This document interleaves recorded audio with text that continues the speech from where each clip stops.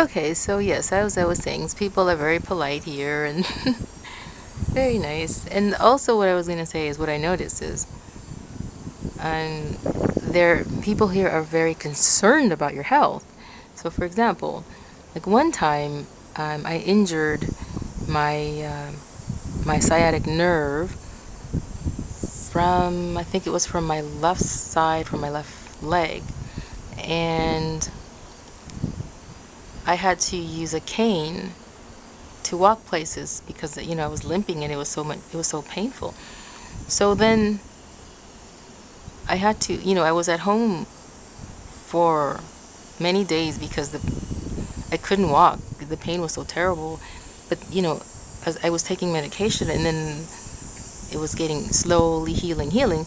And then at the point when I could walk around without any suffering, um, I had to use a cane. I could use a cane. So I went to do some shopping, and I went to go do some grocery shopping. And so I exited the house, and a block away from our house there was a crosswalk. So I got to the crosswalk, and I pressed the button and waited for the lights. I waited for the cars to stop. Okay, so um, like I was waiting for the cars to stop, and they stopped, and so I started, crossing the street, and everybody, like all the cars just stops, like they stopped, but they noticed. I noticed that when they saw me with a cane, they stopped a lot faster than what I normally notice when I'm just walking without, other times when I was not using a cane. So that's one thing I noticed. The cars stop a lot sooner than when they reached, like they just stop a lot sooner. As soon as they notice you, they stop. They don't wait until they reach closer to where the you are. They stop a lot farther away from where the lights are, so they stop. Anyway, so then I started crossing, and then these cars, like in Toronto, in the crosswalk, they don't go until you are on the sidewalk. That's how it is here. They just don't go. But especially when they see somebody like on a wheelchair, a walker, or using a cane, they really don't. They just stay there. And so I was making my way across slowly because my leg was still a little bit sore. And when I got to the street, the sidewalk, I noticed that the cars were just still there. Just they wouldn't move until I was a little bit further more up onto the sidewalk, and then they started going. And so that's one thing that I've noticed. And then also once I got to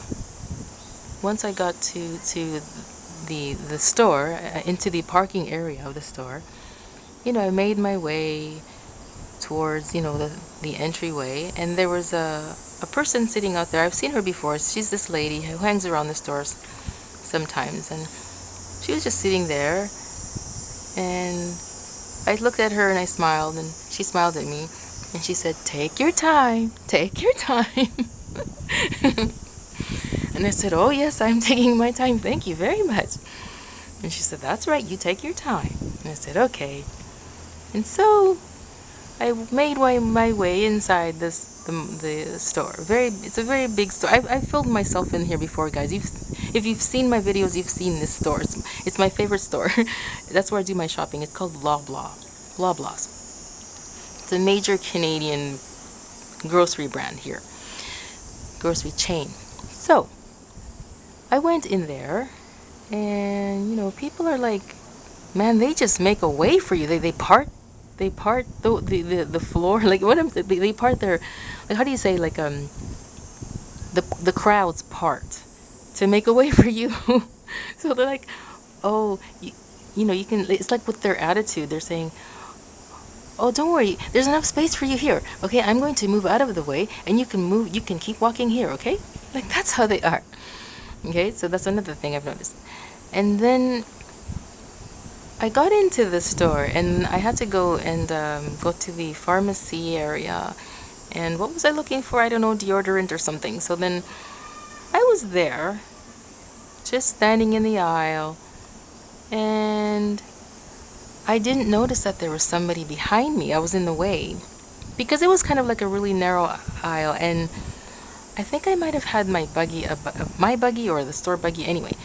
So there was, as soon as I noticed somebody behind me, it was this person, and he was smiling at me with such compassion, and he's like with his attitude, no, no, no, no, no, don't rush, don't rush. You just take your time, take your time.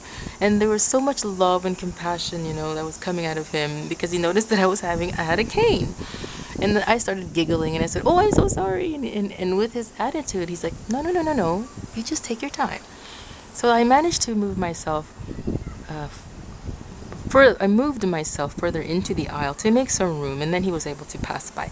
So this is the kind of thing that you experience in Toronto if you have a health issue. People are so concerned about you and they're so worried about you, and that's really nice about Toronto. That's one of the things that, whoa, what the, okay, I'm motioning with my hands, right? And I accidentally touched a spider web and it kind of felt kind of funny, so but I didn't ruin the spider web because the spider webs are really strong, guys. Anyway, and so that's one thing about Toronto that I like. People are so compassionate and very considerate of you, so if you ever come to Toronto and if anybody has a disability or something like that, you're going to notice that people are going to be like so worried about you. They're going to be very concerned. They're going to be very concerned. And oh yeah, another time, and it was the same. It was on the same day that I was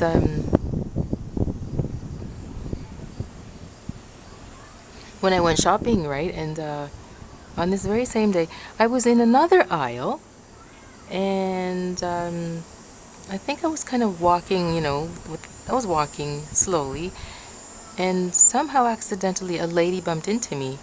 And when she turned around and she noticed that I was using a cane, she said, "Oh, I'm so sorry. I'm so sorry. I'm so sorry." And she was extending her hands and her arms. "Oh, I'm so sorry. I'm so sorry." And I said, "It's okay. It's quite all right. Don't worry about it. It's okay." And she's like, "Okay."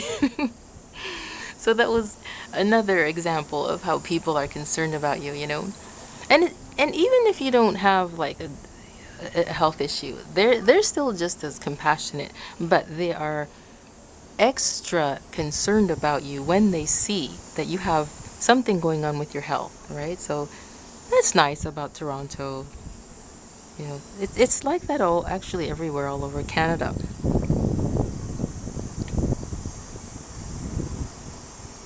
Yes, so if you would like to come to Canada, anywhere in Canada, you're going to find that kind of treatment, whether you have a physical disability or some kind of a visible health issue or not. You're going to find that kind of compassion, but especially if they can see that you have a physical something going on with you, right? So that's people, though, they're just so loving and kind. But yeah, and yep, I don't know what else to say, guys, because I think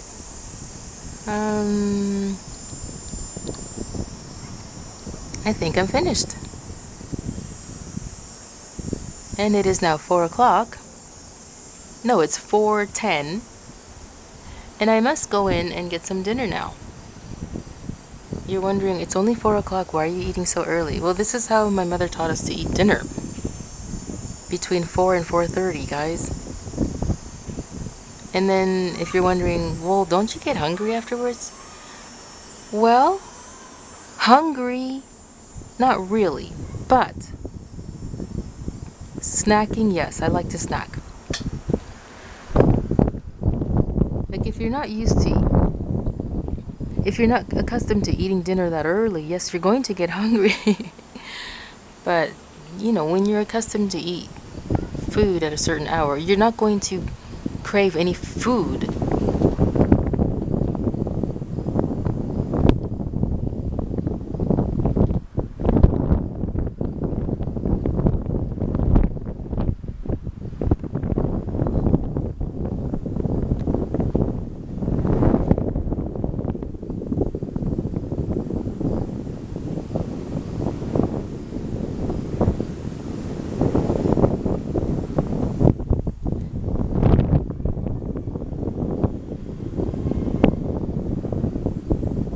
It's very windy, guys. I'm just waiting.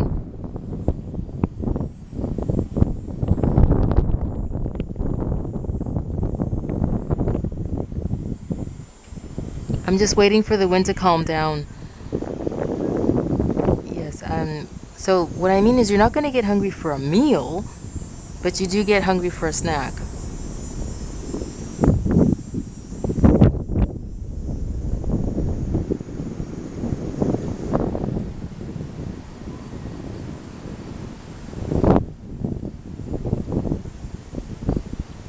Yep. Guys, I want to tell you something.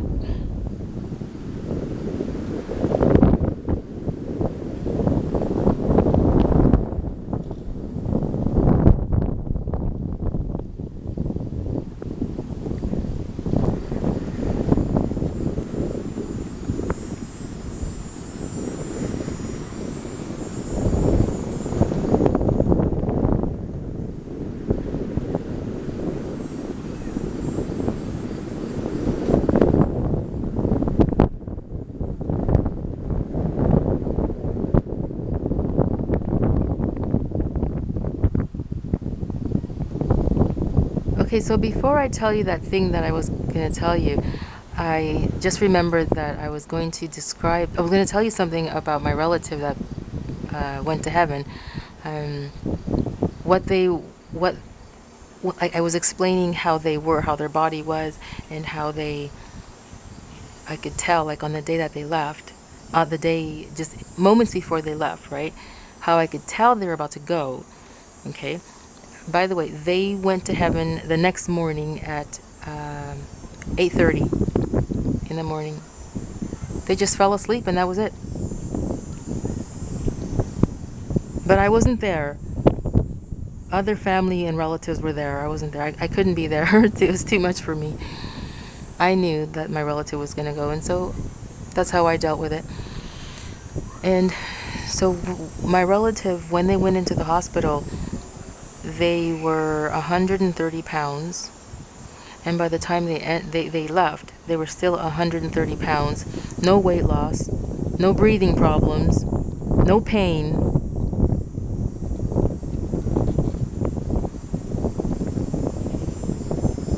No breathing problems, no pain, no discomfort, nothing. Absolutely nothing. And the doctors were really astonished. And when my relative left, my other relative, the child of this relative, told me that they were the one that discovered, because they had gone to visit, one of the regular days to go and visit and stay for 12 hours. But when they got there, this relative and another relative, they noticed that my relative was already gone. So then the child of that relative notified a nurse. And the nurse said, wait a minute, hold on a minute. I was just talking to your relative. We were laughing. We were giggling and laughing. What? Hold on a minute. And the child of my relative said, well, they're gone. They're not here. And the nurse is like, okay, hold on a minute. Let me see.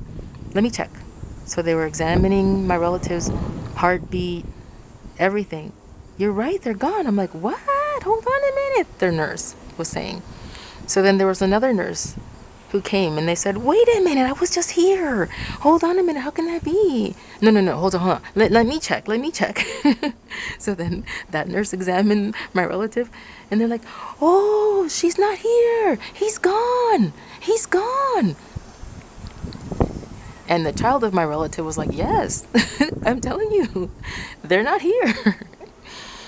And so, yeah. So this is what I wanted to tell you. They were very still, I guess, healthy. Aside from the sickness that they had.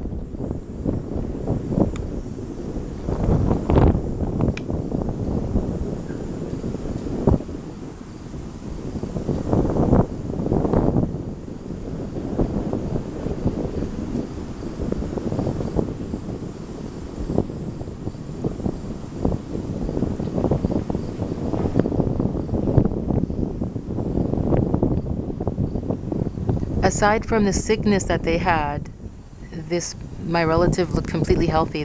You couldn't tell.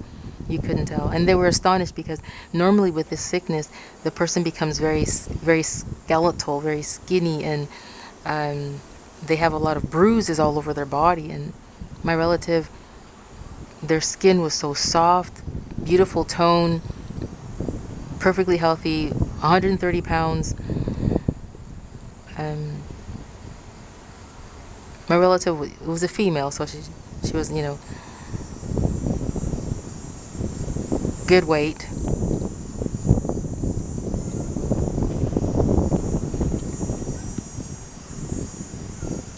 And there was only one little bruise on their wrist.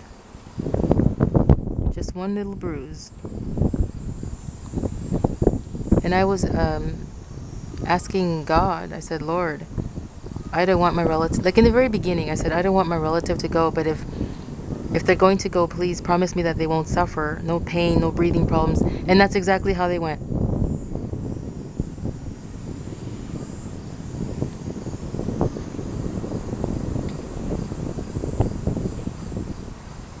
I asked the Lord, please don't let them have any pain, no breathing problems. Just let them sleep, let them transition. And that's exactly what happened. That's why the nurses were freaking out. Because one nurse said, the second nurse that came in to check, he said, he was such a sweetheart. He said, normally the patients, right before they die, they're screaming at the top of their lungs. Now guys, that is a very sad sign. It's a very sad and it's a very sad sign, because when patients scream like that, do you know what that means? They are seeing demons coming to get them. Okay, that's what's happening when a patient is screaming. They are seeing a demon that's coming to get them, to take them to hell, because they're dying without Christ. But patients that die in the Lord, they die peacefully. Okay, that's what happens.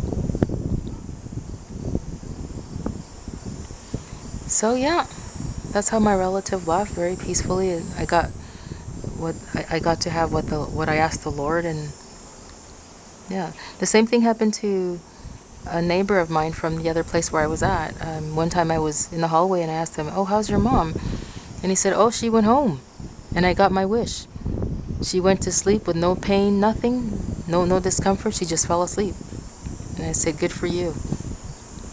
He's a believer in God also, and his mom was also a believer. Well, she is a believer in God. I used to talk to her too in the hallway and pray for her, and such a sweet lady. And so she's in heaven now. Last year she went to heaven. Yeah. So, yep. Yes. Oh, yes. So, guys. So now I wanted to tell you about this other thing. Guys, I don't know. Sometimes kids do really stupid things. So, this is when I was little. I think I was around 10 years old. Yes, I was at least 10 years old. And this happened in the neighborhood, from our childhood neighborhood, where when we first came to Canada. So like I said, we came here when I was 5, and my brothers are younger than I, so they, of course they were younger. And so I was with one of my youngest brother, playing in the park behind where we used to live. And we were just hanging out, and I said to my brother,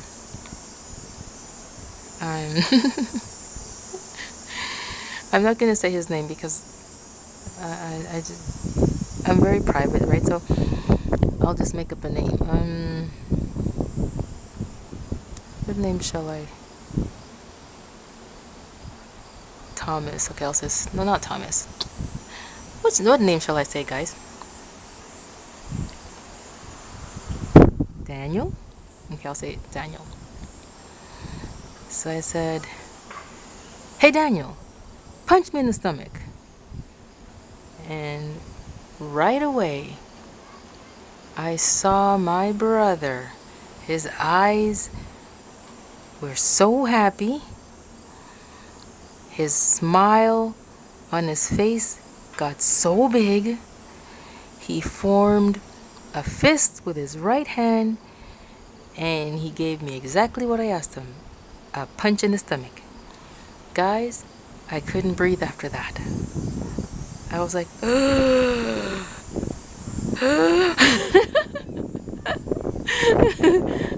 I said, why did you punch me in the stomach? And he said, because you told me to.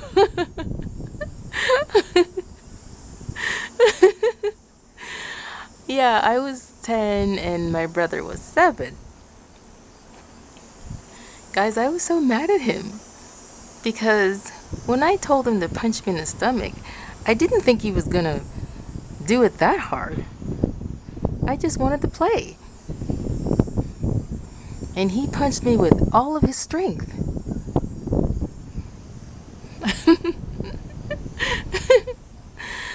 And I couldn't breathe. And I was so mad at him. And when he gave me my answer, when I asked him, why did you punch me in the stomach? And he said, because you told me to. I didn't know what else to say because I got exactly what I asked for. You know, I wasn't specific and I didn't tell him, now I only want to play, so just pretend punch me in the stomach. Punch me lightly. I didn't say that. I just said, punch me in the stomach. And right away, he punched me in the stomach really hard, guys. Ooh, I couldn't breathe. See? I told you sometimes kids do stupid things. I wonder if any of you guys did something stupid when you were little, and then you got mad at the person because of something that you asked them to do. Well, that's what I mean. Did you ever ask somebody to do something where you got hurt and the result was like it was unpleasant and then you got mad at them, but really it was your fault because you told them to do it. That's what I mean. Boy, that was so dumb. Anyways, guys, I'm going to finish off with saying, Patsy, if you're hearing this, thank you so much for being such a wonderful friend to me at that time, because I was so distressed because of my relative. And yes, it was very amazing how God placed you there in my life at that right at that hour to help me, because I was about to fall apart, crying my eyes out. And then there was that guy who kept staring at me and just waiting for me to cry. And so Patsy, because of you,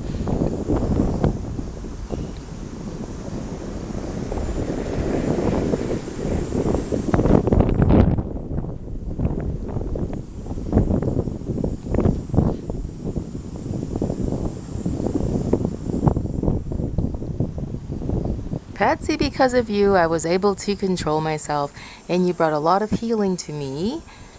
Yeah, and it was such a nice time for me. Wonderful conversation and a healing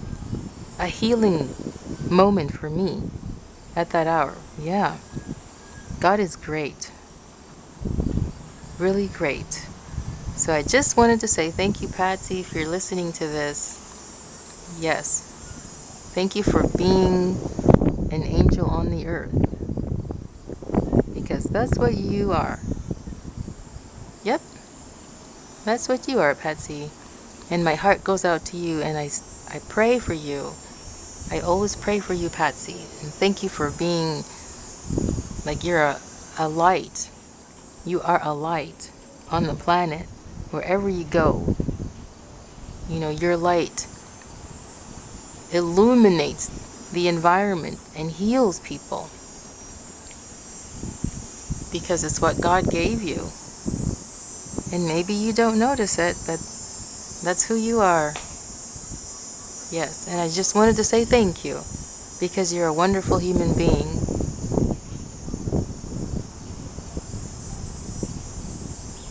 Yes, you're a wonderful human being. And it's going to be really fun getting to spend the rest of eternity with you up in heaven as my neighbor. It would be nice to be neighbors with you, Patsy. So thank you very much for being a wonderful person to me that day. God bless you, Patsy. And I hope everything is going well for you and for your family and any pets that you might have. Yes, God bless you. God bless you and your loved ones and everything that matters to you. God bless you, Patsy. Amen. Well, guys, here's where I end. Thanks for listening to this, and please let me know if you have ever, experienced a time when somebody came into your life when you were needing them at that hour to help you to cope through something that was so distressful, whatever that was, whether it had to do with a loved one or a pet or a family member, relative, anything, whatever the issue, your health, whatever the issue, property, whatever the issue. Let me know if you have ever experienced somebody coming into your life at that hour who helped you to calm down and to be at peace,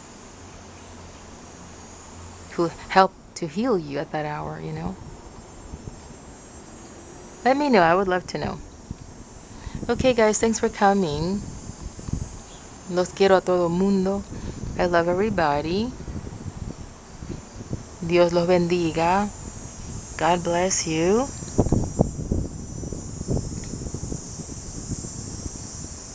Dios bendiga sus mascotas. God bless your pets. Dios bendiga sus familias. God bless your families.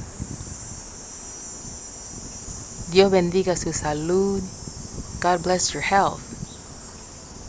Y muchas gracias por venir. Thank you very much for coming. Don't forget to subscribe and then hit the notification bell so that you will not miss out on any videos that I upload. Okay, guys? Click the subscribe button and then click on the bell. Okay, guys? All right. Okay, ciao, ciao.